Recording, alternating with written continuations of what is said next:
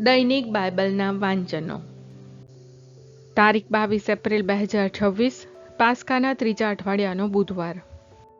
પહેલું વાંચન પ્રેષિતોના ચરિત્રોમાંથી અને શુભ સંદેશનું વાંચન સંત યોહાન કૃત ગ્રંથમાંથી. પહેલું વાંચન પ્રેષિતોના ચરિત્રોમાંથી અધ્યાય 8 કડી 1 થી 8.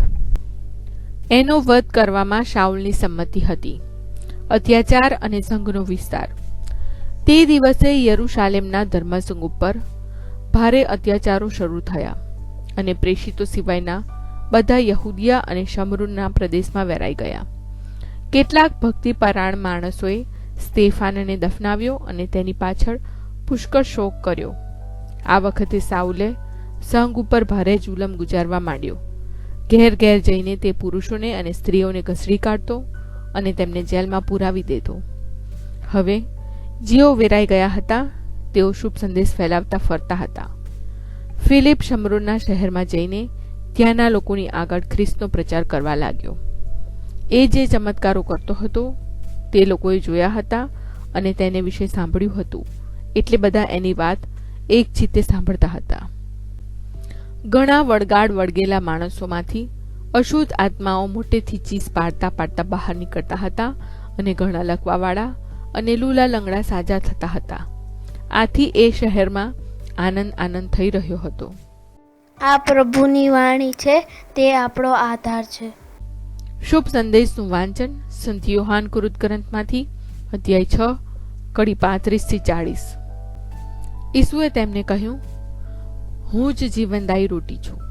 જે કોઈ મારી પાસે આવશે તે કદી ભૂખ્યો નહીં થાય, અને જે કોઈ મારી ઉપર શ્રદ્ધા રાખશે તે કદી તરસ્યો નહીં થાય. પણ મેં કહ્યું તેમ તમે નજરે જોયું છે, છતાં તમને શ્રદ્ધા બેસી નથી. મારા પિતાએ જેની જેની મને સોંપણી કરી છે તે મારી પાસે આવશે, અને જે કોઈ મારી પાસે આવશે તેને હું કદી જાકારો નહીં દઉં, કારણ હું સ્વર્ગમાંથી આવ્યો છું. તે મારી પોતાની નહીં પણ મને મોકલનારની ઈચ્છા પૂર્ણ કરવા આવ્યો છું. અને મને મોકલનારની ઈચ્છા એવી છે કે તેણે મને જે કાંઈ આપ્યું છે તેમાંથી કશું જ મારે ખોવું નહીં, પણ છેલ્લે દિવસે તેને સજીવન કરવું. મારા પિતાની ઈચ્છા એવી છે કે જે કોઈ પુત્રના દર્શન કરીને તેના ઉપર શ્રદ્ધા રાખે તે શાશ્વત જીવન પામે, અને હું તેને છેલ્લે દિવસે સજીવન કરું.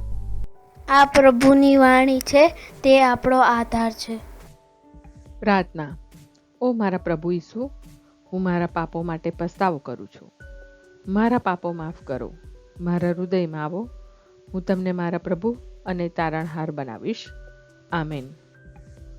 પ્રભુ તમને સુખી રાખો અને તમારી સંભાળ રાખો. પ્રભુની તમારા ઉપર કૃપા દ્રષ્ટિ અને મહેરબાની હો. પ્રભુની તમારા ઉપર પ્રસન્નતા હો અને તે તમને શાંતિ બક્ષો.